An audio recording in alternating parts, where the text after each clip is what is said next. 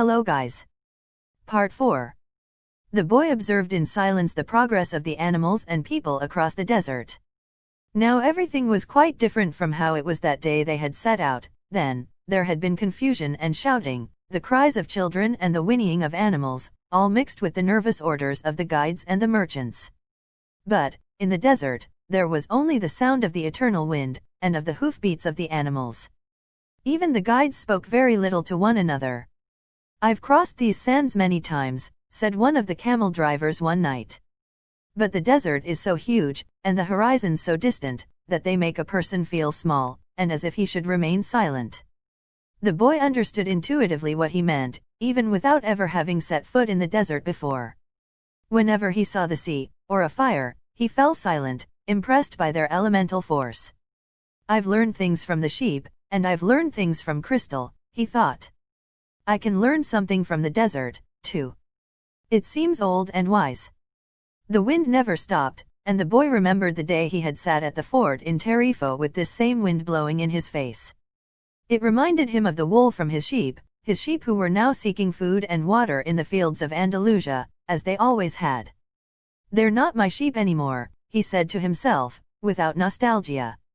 "They must be used to their new shepherd, and have probably already forgotten me. That's good.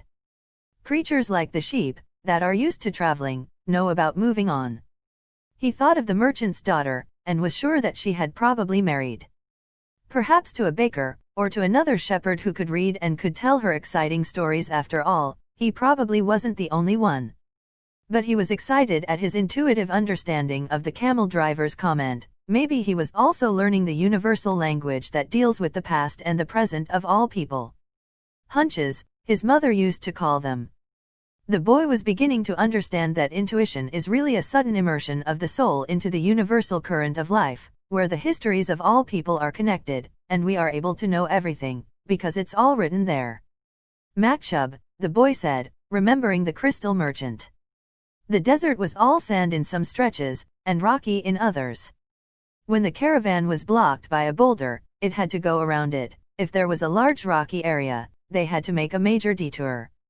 If the sand was too fine for the animals' hooves, they sought a way where the sand was more substantial. In some places, the ground was covered with the salt of dried-up lakes. The animals balked at such places, and the camel drivers were forced to dismount and unburden their charges. The drivers carried the freight themselves over such treacherous footing, and then reloaded the camels. If a guide were to fall ill or die, the camel drivers would draw lots and appoint a new one. But all this happened for one basic reason: no matter how many detours and adjustments it made, the caravan moved toward the same compass point. Once obstacles were overcome, it returned to its course, sighting on a star that indicated the location of the oasis. When the people saw that star shining in the morning sky, they knew they were on the right course toward water, palm trees, shelter, and other people. It was only the Englishman who was unaware of all this. He was, for the most part, immersed in reading his books. The boy, too, had his book, and he had tried to read it during the first few days of the journey. But he found it much more interesting to observe the caravan and listen to the wind. As soon as he had learned to know his camel better, and to establish a relationship with him, he threw the book away. Although the boy had developed a superstition that each time he opened the book he would learn something important, he decided it was an unnecessary burden. He became friendly with the camel driver who traveled alongside him. At night, as they sat around the fire, the boy related to the driver his adventures as a shepherd. During one of these conversations, the driver told of his own life. "I used to live near El Karam," he said. "I had my orchard, my children, and a life that would change not at all until I died. One year, when the crop was the best ever, we all went to Mecca, and I satisfied the only unmet obligation in my life. I could die happily, and that made me feel good. One day, the earth began to tremble, and the Nile overflowed its banks. It was something that I thought could happen only to others, never to me. My neighbors feared they would lose all their olive trees in the flood, and my wife was afraid that we would lose our children.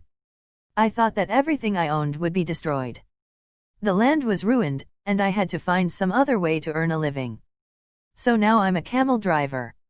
But that disaster taught me to understand the word of Allah, people need not fear the unknown if they are capable of achieving what they need and want. We are afraid of losing what we have, whether it's our life or our possessions and property. But this fear evaporates when we understand that our life stories and the history of the world were written by the same hand. Sometimes, their caravan met with another. One always had something that the other needed, as if everything were indeed written by one hand. As they sat around the fire, the camel drivers exchanged information about windstorms, and told stories about the desert. At other times, mysterious, hooded men would appear. They were Bedouins who did surveillance along the caravan route. They provided warnings about thieves and barbarian tribes. They came in silence and departed the same way, dressed in black garments that showed only their eyes. One night, a camel driver came to the fire where the Englishman and the boy were sitting. "There are rumors of tribal wars," he told them. The three fell silent. The boy noted that there was a sense of fear in the air, even though no one said anything. Once again he was experiencing the language without words, the universal language. The Englishman asked if they were in danger. "Once you get into the desert, there's no going back," said the camel driver. "And, when you can't go back, you have to worry only about the best way of moving forward. The rest is up to Allah, including the danger." And he concluded by saying the mysterious word, "Makshub." "You should pay more attention to the caravan," the boy said to the Englishman, after the camel driver had left. "We make a lot of detours, but we're always heading for the same destination." "And you ought to read more about the world," answered the Englishman. "Books are like caravans in that respect." The immense collection of people and animals began to travel faster. The days had always been silent, but now, even the nights when Tehe travelers were accustomed to talking around the fires had also become quiet. And, one day, the leader of the caravan made the decision that the fires should no longer be lighted, so as not to attract attention to the caravan. The travelers adopted the practice of arranging the animals in a circle at night, sleeping together in the center as protection against the nocturnal cold. And the leader posted armed sentinels at the fringes of the group. The Englishman was unable to sleep one night.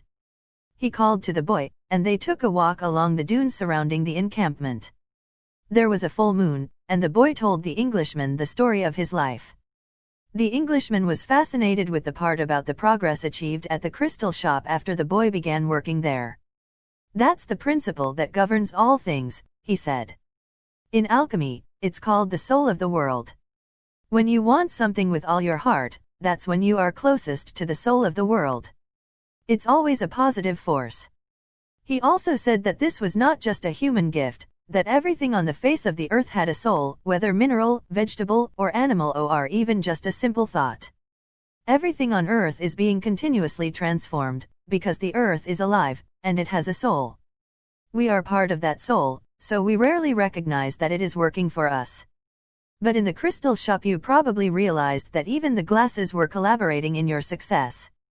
The boy thought about that for a while as he looked at the moon and the bleached sands.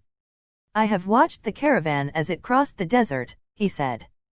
"The caravan and the desert speak the same language, and it's for that reason that the desert allows the crossing. It's going to test the caravans every step to see if it's in time, and, if it is, we will make it to the oasis." If either of us had joined this caravan based only on personal courage, but without understanding that language, this journey would have been much more difficult. They stood there looking at the moon. "That's the magic of omens," said the boy. "I've seen how the guides read the signs of the desert, and how the soul of the caravan speaks to the soul of the desert." The Englishman said, "I'd better pay more attention to the caravan." "And I'd better read your books," said the boy. They were strange books. They spoke about Mercury, salt, dragons, and kings, and he didn't understand any of it. But there was one idea that seemed to repeat itself throughout all the books: all things are the manifestation of one thing only. In one of the books he learned that the most important text in the literature of alchemy contained only a few lines, and had been inscribed on the surface of an emerald. "It's the Emerald Tablet," said the Englishman, proud that he might teach something to the boy. "Well, then, why do we need all these books?" the boy asked. "So that we can understand those few lines," the Englishman answered, without appearing really to believe what he had said. The book that most interested the boy told the stories of the famous alchemists. They were men who had dedicated their entire lives to the purification of metals in their laboratories. They believed that, if a metal were heated for many years, it would free itself of all its individual properties, and what was left would be the soul of the world. This soul of the world allowed them to understand anything on the face of the earth, because it was the language with which all things communicated. They called that discovery the masterwork. It was part liquid and part solid. Can't you just observe men and omens in order to understand the language? The boy asked. You have a mania for simplifying everything, answered the Englishman, irritated. Alchemy is a serious discipline. Every step has to be followed exactly as it was followed by the masters. The boy learned that the liquid part of the masterwork was called the elixir of life, and that it cured all illnesses. It also kept the alchemist from growing old. And the solid part was called the philosopher's stone. It's not easy to find the philosopher's stone, said the Englishman. The alchemists spent years in their laboratories, observing the fire that purified the metals. They spent so much time close to the fire that gradually they gave up the vanities of the world. They discovered that the purification of the metals had led to a purification of themselves. The boy thought about the crystal merchant. He had said that it was a good thing for the boy to clean the crystal pieces, so that he could free himself from negative thoughts. The boy was becoming more and more convinced that alchemy could be learned in one's daily life. Also, said the Englishman, the philosopher's stone has a fascinating property. A small sliver of the stone can transform large quantities of metal into gold. Having heard that, the boy became even more interested in alchemy. He thought that, with some patience, he'd be able to transform everything into gold. He read the lives of the various people who had succeeded in doing so, Helvetius, Elias, Fulcanelli, and Geber. They were fascinating stories, each of them lived out his destiny to the end. They traveled, spoke with wise men, performed miracles for the incredulous, and owned the philosopher's stone and the elixir of life. But when the boy wanted to learn how to achieve the master work, he became completely lost. There were just drawings, coded instructions, and obscure texts. Why do they make things so complicated? He asked the Englishman one night. The boy had noticed that the Englishman was irritable, and missed his books. So that those who have the responsibility for understanding can understand, he said. Imagine if everyone went around transforming lead into gold. Gold would lose its value. It's only those who are persistent, and willing to study things deeply, who achieve the master work. That's why I'm here in the middle of Het Desert. I'm seeking a true alchemist who will help me to decipher the codes. When were these books written? The boy asked. Many centuries ago. They didn't have the printing press in those days, the boy argued. There was no way for everybody to know about alchemy. Why did they use such strange language, with so many drawings? The Englishman didn't answer him directly. He said that for the past few days he had been paying attention to how the caravan operated, but that he hadn't learned anything new. The only thing he had noticed was that talk of war was becoming more and more frequent. Then one day the boy returned the books to the Englishman. Did you learn anything? The Englishman asked, eager to hear what it might be. He needed someone to talk to so as to avoid thinking about the possibility of war. I learned that the world has a soul, and that whoever understands that soul can also understand the language of things. I learned that many alchemists realized their destinies, and wound up discovering the soul of the world, the philosopher's stone, and the elixir of life. But, above all, I learned that these things are all so simple that they could be written on the surface of an emerald. The Englishman was disappointed. The years of research, the magic symbols, the strange words and the laboratory equipment, none of this had made an impression on the boy. His soul must be too primitive to understand those things, he thought. He took back his books and packed them away again in their bags. Go back to watching the caravan, he said. That didn't teach me anything, either. The boy went back to contemplating the silence of the desert, and the sand raised by the animals. Everyone has his or her own way of learning things, he said to himself. His way isn't the same as mine, nor mine as his. But we're both in search of our destinies, and I respect him for that. The caravan began to travel day and night.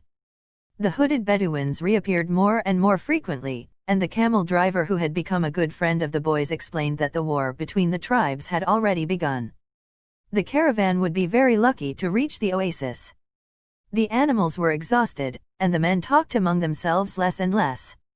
The silence was the worst aspect of the night, when the mere groan of a camel, which before had been nothing but the groan of a camel, now frightened everyone, because it might signal a raid. The camel driver, though, seemed not to be very concerned with the threat of war. "I'm alive," he said to the boy, as they ate a bunch of dates one night, with no fires and no moon. "When I'm eating, that's all I think about. If I'm on the march, I just concentrate on marching. If I have to fight, it will be just as good a day to die as any other. Because I don't live in either my past or my future. I'm interested only in the present. If you can concentrate always on the present, you'll be a happy man. You'll see that there is life in the desert, that there are stars in the heavens, and that tribesmen fight because they are part of the human race. Life will be a party for you, a grand festival, because life is the moment we're living right now." 2 nights later, as he was getting ready to bed down, the boy looked for the star they followed every night. He thought that the horizon was a bit lower than it had been, because he seemed to see stars on the desert itself. "It's the oasis," said the camel driver. "Well, why don't we go there right now?" the boy asked. "Because we have to sleep." The boy awoke as the sun rose. There, in front of him, where the small stars had been the night before, was an endless row of date palms, stretching across the entire desert. "We've done it," said the Englishman, who had also awakened early. But the boy was quiet. He was at home with the silence of the desert, and he was content just to look at the trees. He still had a long way to go to reach the pyramids, and someday this morning would just be a memory. But this was the present moment, the party the camel driver had mentioned, and he wanted to live it as he did the lessons of his past and his dreams of the future. Although the vision of the date palms would someday be just a memory, right now it signified shade, water, and a refuge from the war.